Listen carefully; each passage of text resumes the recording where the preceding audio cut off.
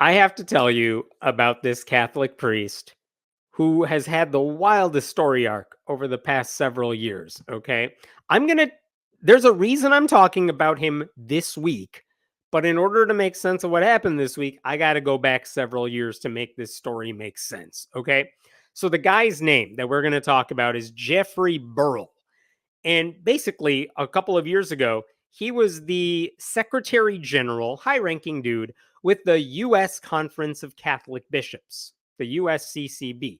And this is a very conservative organization, kind of like the think tank for the Catholic Church, at least in the U.S. You may have heard of Catholic hospitals and how they won't do like certain surgeries because they call it abortion. They won't tie your tubes if you're a woman, but you want it. They won't do a vasectomy if you're a guy. Where do all those rules come from? It comes from the USCCB because super conservative group. They set the rules that all those Catholic hospitals run by.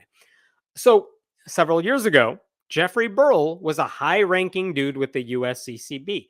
And then in 2021, there was a notice that went out. I'm going to share it with you here from the USCCB. Look at the date, July 20th, 2021. And you can see what it says here. It is with sadness I inform you that Jeffrey Burl has resigned as the General Secretary of the conference. On Monday, we became aware of impending media reports alleging possible improper behavior by this guy. What was shared with us did not include allegations of misconduct with minors. No kids involved here. However, in order to avoid becoming a distraction to our work, this dude has resigned effective immediately. Okay.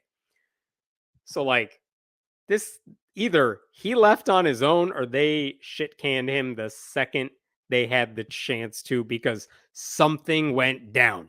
Didn't involve kids, but it was bad.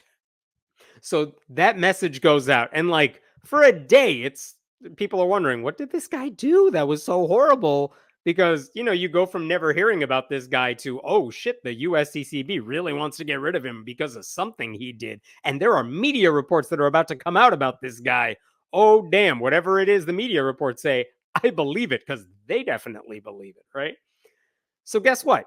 There weren't any kids involved. He did not commit, or he was not accused of committing any crimes, no financial improprieties. No, here's what happened. He stepped down because the allegations were that an outside group tracked his phone and discovered that this priest was going to gay bars and using Grindr to presumably pick up other men.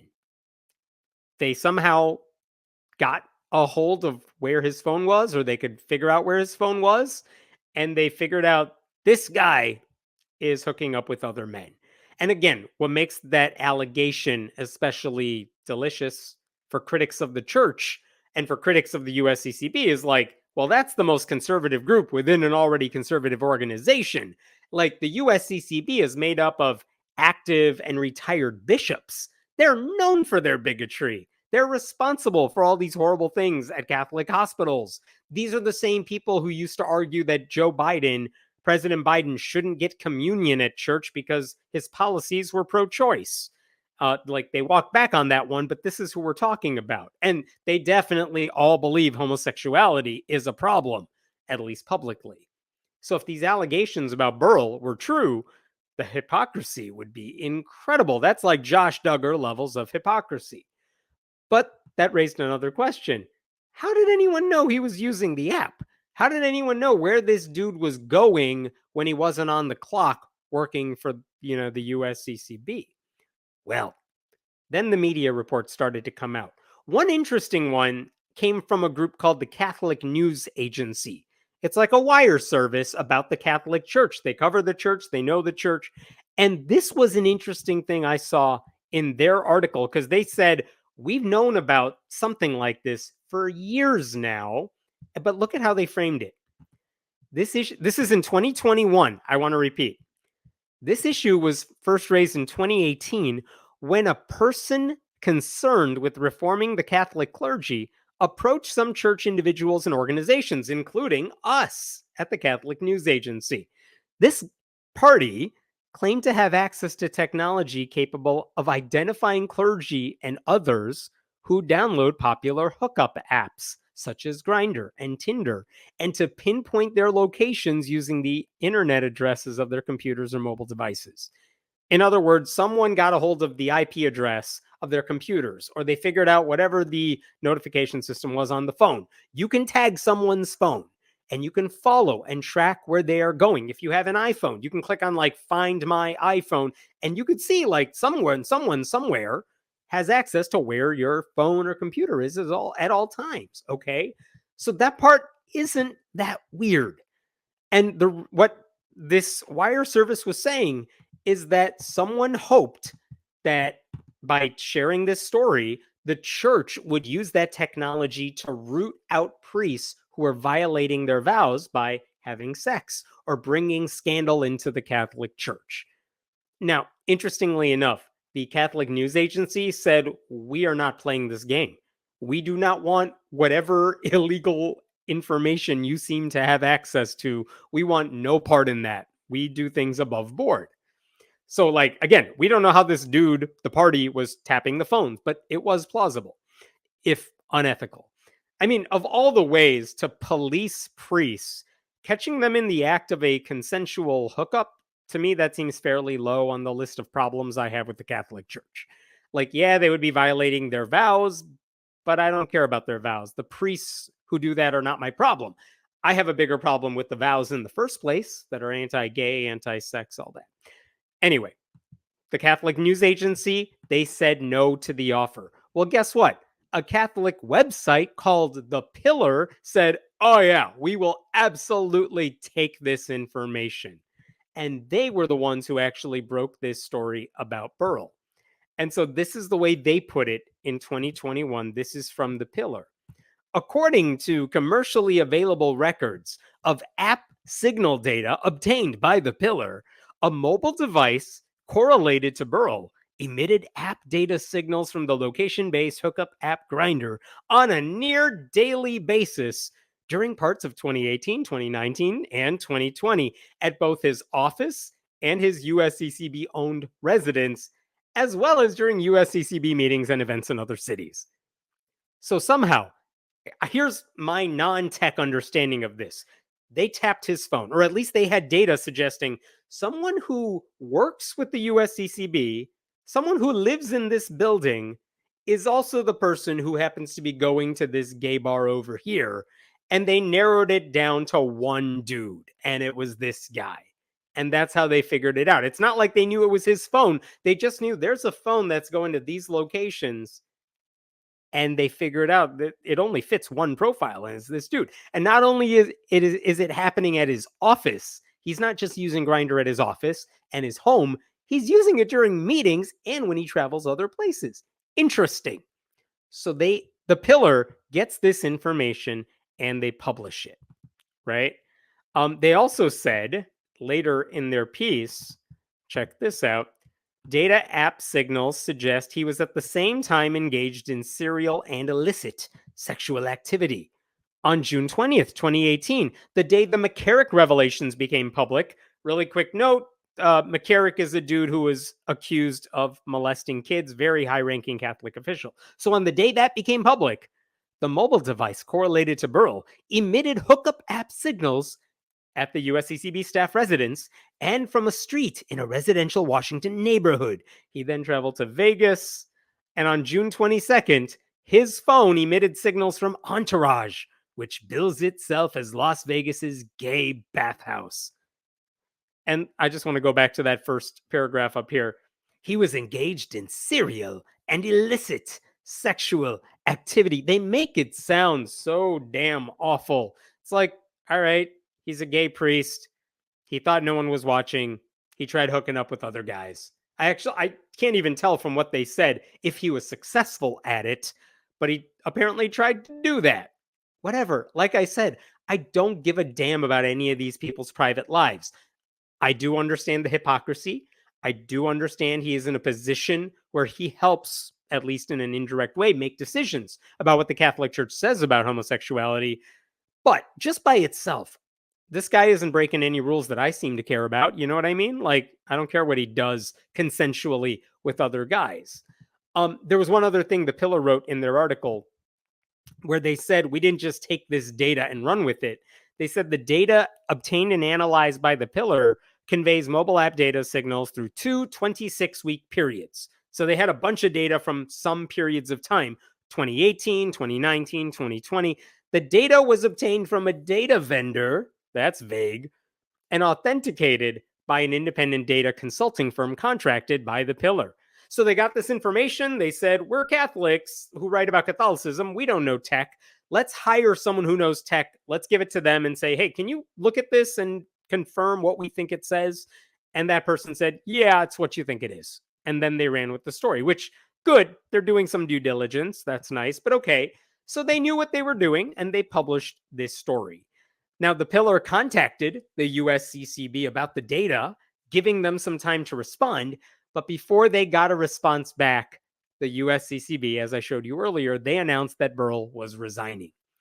So I remember when that story happened a few years ago because the Pillar never said who the data vendor was. And actually, in the days that followed, they wrote additional articles saying, we also have some information about priests in the Archdiocese of Newark, New Jersey, who are also allegedly using Grindr. They also said, this was interesting, that in 2018, the data they got found that, quote, at least 32 mobile devices from within areas of Vatican City that are off limits to tourists were also using Grindr or similar apps. Hilarious. Like, it makes it sound like the Pope is secretly using Grindr. If not the Pope, then people who are in the Vatican City and working in the Vatican City for the Pope are using Grindr. Funny, but they didn't, as far as I could tell, they didn't suggest there were any names. Because again, all they knew is the phones say they are both in the Vatican here and using Grindr, but they can't narrow down if there's 1,000 people working there, which 32 people are the ones doing this. They didn't know. There were no articles about any other people caught in the crossfire here, as far as I could tell. So interesting. And in the couple of years since that first story about Burl broke, I didn't hear any other stories about other priests getting outed this way. I heard nothing connecting the cell phone data with individuals. And then in 2023, there was a kind of update. This was in the Washington Post now. This is the headline that was in the Washington Post in, where was this?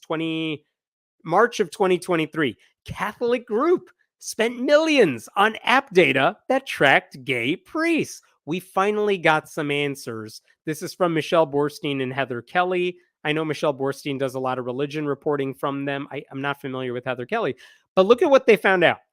This secretive effort was the work of a Denver nonprofit called Catholic Laity and Clergy for Renewal. They make it sound so wholesome. Whose trustees are a bunch of guys. According to public records, audio recording, and other documents, the use of data is emblematic of a new surveillance frontier in which private individuals can potentially track other Americans' locations and activities using commercially available information. No U.S. data privacy laws prohibit the sale of this data, which is scary and interesting because it suggests that, the same sort of technology that, when you go on Facebook or something, because you're old like me, you go on Facebook and it says, here's an ad for whatever you just searched on Google. Or maybe you and your partner were talking about something like we should take a vacation to the Bahamas. And then in Facebook, there's like an ad for the Bahamas, like the same sort of tracking things that pick up what you're saying in front of your Alexa or whatever you were typing into your phone or your location. That technology was being sold off to bidders, and some bidders were selling it to this Catholic nonprofit. Do I have the technology about all that right? Probably not, but that's the gist of it. So the Washington Post basically figured out who's paying for all this. Where's this data coming from? Oh, there's a Catholic group based out of Denver who is working on this. And their stated mission was not to out people. Their stated mission was to give that data to bishops. Like, here's evidence. We're tattletales. Here's evidence that your priests are violating their oaths so that the bishops theoretically could do a better job training those priests. And the Washington Post said this group spent over $4 million, with a lot of it being used to purchase the data, analyze the data, pay their staff, hire attorneys. $4 million. And I'm sure it's more than that too, right? So the group's president, his name is Jade Hendricks. He wouldn't speak with the Washington Post, but before their article went up, he wrote his own article for a Catholic website trying to like defend what his group was doing. It's in this website called First Things. But look at what this guy says, Hendricks. It's true. As part of our data analysis work, we learned that some clergy were publicly advertising their interest in actions that contradicted their promises of celibacy. Sadly, in some places, we could scarcely avoid seeing it, like the Vatican City. And there have been news reports about priests arrested for criminal use of such apps. All of that is a problem. One is we as a church can choose to acknowledge and confront or not. So they said publicly available data bought in the ordinary way, as one does, was given to us at my nonprofit, and we analyzed it, and it became clear that heterosexual and homosexual hookup apps, Tinder and Grindr and the like, were used by some seminarians and some priests in some places, and with volumes and patterns suggesting these were not isolated moral lapses by individuals. Which is a long way of saying, look, we spied on these guys and we found out they were using gay hookup apps, and like a lot. Like all we do is watch where they go all day, every day. And all they do at night is go to these gay bars and try to meet other men. And this is the biggest problem we as a church face. Now let's ignore whatever we're doing with children. Like, what was amazing is in that same article, he said his group formed basically in the wake of the Cardinal Theodore McCarrick scandal. McCarrick is a guy who had been grooming and sexually abusing young men for decades. And they wanted to avoid that, so they decided to spy on gay guys. Like, there is no connecting the dots there. Those are two very separate, disparate things, but they're trying to link them up, which is insane. It makes absolutely no sense. Like a priest having a same-sex hookup may be an ethical lapse for the Catholic Church, but it's not a danger to anyone else. And this guy who wrote that article said, I want to prevent another situation like the cardinal accused of abusing children, but catching a priest on Grindr is not in the same ballpark of sexually abusing a child. Like he said, we want to use technology to decide what sort of church activities draw people to a parish and when and how liturgies are scheduled. But literally no one cares about any of that information. All they wanted to do is spy on these priests. So anyway, while the Pillar never said where its data came from, the Post did speak with people involved in outing that one priest, and Grindr was directly implicated. Let me share with you one passage that I found funny, interesting. I don't know. You decide. This is Burl, and this is the part of the article here. According to two separate reports prepared for bishops and reviewed by the Post, the group says it obtained data 2018 to 2021 for multiple dating and hookup apps, including, say it out loud, read it with me, everybody, Grindr, Scruff, Growler, and Jacked, all used by gay men as well as OkCupid. But most of the data appears to be from Grindr, said those familiar with the project. They said the organizers' focus was gay priests. And they said this is also disturbing. One report says the group's sources are data brokers who got the information from ad exchanges, which are sites where ads are bought and sold in real time, like a stock market. And they cross-reference location data. They figured out who these people were. Yeah. Police departments have bought data about citizens instead of seeking a warrant. Domestic abusers have access data about their victims. Anti-abortion activists have used this data to target people who visit clinics. There's a lot of ethical issues involving this sort of technology, but these Catholics were like, bring it on. We love it. Okay, so you understand the ethical dilemmas with the technology. You understand why they were curious who was breaking these vows. But okay, why am I talking about all this years after the fact? And the reason is Burl, Jeffrey Burl, the guy who was caught up in all this, guess what he just did. He just filed a lawsuit this week in the state of California, in the Superior Court of the state of California, against Grindr. He is suing Grindr. He's suing Grindr for revealing that he uses Grindr. He basically says the company did not adequately protect his data, even though they promised him they would protect his data. They told him it would be anonymous in his mind, and then it gave away enough, it sold enough information that people figured out it was him using it. And he says that lack of transparency cost him his job and made him suffer significant damage to his reputation. To which, I mean, I just want to say, like, significant damage to your reputation. Think about what he did. He used Grindr to meet other people. I'm just saying there's no reason that should be significant damage to your reputation, because guess what? Gay guys like meeting other gay guys. People use hookup apps. There's no weirdness to your reputation unless you belong to a homophobic organization to begin with, and maybe that one's on you, right? But he filed this lawsuit. I'm not going to share with you the entire lawsuit because it's long, but basically it admits this guy downloaded Grindr in 2017. It says that it was the Catholic Laity and Clergy for Renewal nonprofit that bought his data, sent it to the Pillar, which outed him and led to his resignation. But he's not suing the nonprofit. He's not suing the Pillar. They are not parties in the lawsuit. It's just Grindr. And the lawsuit says that the company behind Grindr, it told customers their data would be protected from unauthorized access, use, or disclosure. But according to the lawsuit, they did not take the necessary steps to do that. They did not tell customers what they would reveal to third parties. And according to the lawsuit, it says, had Burl known that Grindr intended to make his data available for sale, he would not have used Grindr's services.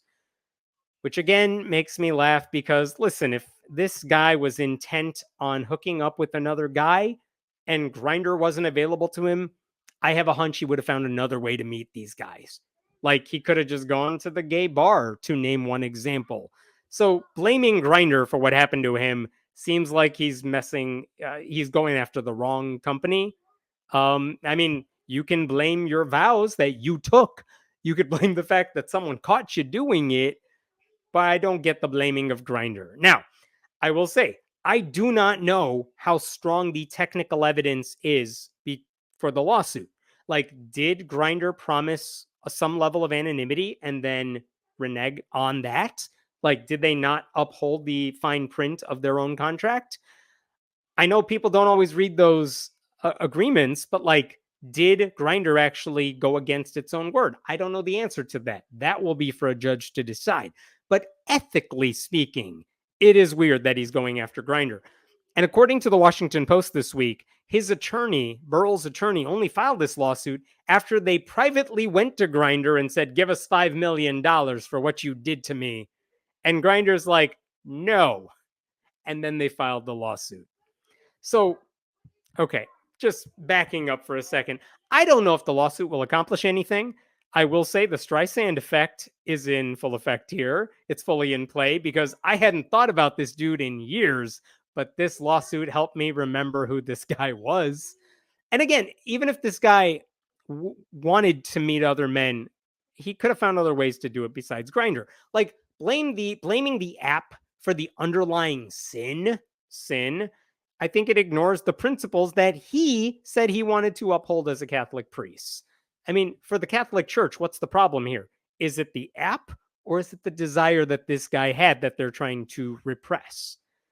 What other issues are there to talk about? I still found it disturbing from the original article in The Pillar that they outed this guy the way they did. Because, one, it seems unethical to out someone, even if you think they're doing something wrong, but they're not hurting anyone else along the way. I mean, regardless of what you think about the USCCB or the Catholic Church or the vows of a priest, what is it that he did that was so problematic? He's gay. Like, that's it. He wanted to act on it. And I know because he's a Catholic priest, he's not supposed to do that. So he had to do it in secret. But listen, if the problem is, well, he promised as a priest he wasn't going to do this, but he did it. Guess what? Priests break their vows all the time. That is not unique at all, okay? I'll give you an example. Here's an article in the New York Times a few years ago about priests who have children because they had presumably consensual sex with a woman, and actually that led to pregnancy. And the Vatican actually has rules for how to deal with that because it happens so much. So clearly, those priests broke their vows of celibacy, but it doesn't get this much attention. Here's another one. This seems problematic. I don't know. It's from a few years ago. Priest who impregnated teen and arranged an abortion is still paid by the diocese. I don't know. Maybe that's a guy who broke some vows right there. But that guy's not getting a lot of attention. But man, they went after this Burl guy for using Grindr. And I have to question the ethics of all these people who are so dead set on outing this dude when they overlook all the other vows that other priests break all the time. Another problem is that the pillar made it sound like he did something so scandalous. And again, he didn't meet with kids. There's no link between what he did and like child sex trafficking. The site suggested, the pillar suggested that Burl had been working on the Catholic Church's response to child sex abuse cases. And they said, if he's using Grindr, he really shouldn't be handling, he can't be in this position to handle child sex abuse cases. Why not? What is it that he's doing that prevents him from working to protect children? Those two things are not connected, but they try to connect the dots there. Okay. Large portions of that Pillar article talked about child sex trafficking. It talked about priests who had molested children and the role of hookup apps to facilitate all that. And listen, I'm not letting those apps off the hook. People will use them to do shady things, absolutely, but none of it was relevant to what Burl used it for. It was all a red herring. For all we knew, if this guy just wanted to have sex with other men, I don't know. I don't care. I don't care. It's not my business. Now, I'll go back on that a little bit. The hypocrisy element here matters a little bit because he's working for a very rabidly anti-gay organization. You all remember Ted Haggard, the white evangelical pastor, many, many years ago. It turned out he had been seeing a gay male escort and paying him and doing drugs with him. And the gay male escort realized, wait a minute, this guy that I'm seeing is actually really, really anti-gay. And he goes on TV and he runs an organization of evangelicals and he tells people that guys like me are really horrible. So I'm going to out Ted Haggard. And we can debate the ethics of that, but I kind of see the point there because Ted Haggard is literally going out there and telling people not to be gay or do gay things. What was Burl doing that's synonymous to that? I don't know. He works for an organization that's really crappy. But as far as I can tell, I have not seen a sermon of him saying homosexuality is a sin. I don't know if he was working behind the scenes to get them to change their ways. I don't know that he did that. I don't think that he did that, but I haven't seen that. And without that information, I don't know if I don't know if I like the fact that he was outed. Ted Haggard deserved to be outed and ridiculed. Jerry Falwell Jr. deserved to be ridiculed and outed for his hypocrisy. I just don't think every Catholic priest deserves the same fate. You may have seen this headline too, that when the Republicans had their national convention in Milwaukee not too long ago, I read headlines that like Grindr was overwhelmed. So many people were using it that the app stopped working. And like, again, do those people using it deserve to be outed if they are at the RNC? And it's like, if it's a random person who's attending or a random delegate, I don't know. If it's JD Vance using it, yes, he should be. But it depends on the circumstance. I've gone back and forth over whether I think Burl should have been outed. Okay. I'll share with you a couple last things and then I'll move on from this story. When Burl was resigning from the USCCB, I just want to go back to the way they framed it. This is the resignation letter posted by the USCCB. Remember what they said. What was shared with us did not include allegations of misconduct with minors. Like, why are you saying that? Like, now you're making me think that's what he did. or accused of that or something. But in order to avoid becoming a distraction, he has resigned. Like, and then the last sentence here: the conference takes all allegations of misconduct seriously and will pursue all appropriate steps to address them. Dude was just meeting other men. It's not that big of a deal, right? Like, they took it so seriously. Um, and one last thing I will share with you. Remember that he said in the lawsuit that his reputation had been destroyed? I found this out this week as well. Guess what? No, it wasn't. Because after his scandal, he resumed his ministry. I just learned this week. In 2022, Burl resumed, he returned to active ministry as a priest in his home diocese in Wisconsin. He is working there today. He is working as a priest in, I think, an administrative role. And I found this interesting too. When that diocese shared with their members in June of 2022, you could see this statement from this guy to parishioners of this parish about the fact that we're appointing Burl as administrator. Look at this right here. Monsignor Burrill has recently come off an extended leave from active ministry. Yeah, the dude was just taking a break. He was on sabbatical. He was writing a book or something. He's on extended leave. During his leave from active ministry, he engaged in a sincere and prayerful effort to strengthen his priestly vows and has favorably responded to every request made by me and by the diocese. Notice how they don't say anything about what this guy supposedly did. It makes it sound so damn shady. Like, what did he do? That was such a problem. But they're like, don't worry, everyone. He was on break for reasons, but now he's back. And I promise you, everything is cool. Bring us your children. Like, it's so weird the way they phrase that. Oh my God. They make consensual sex sound like a grave crime. Okay.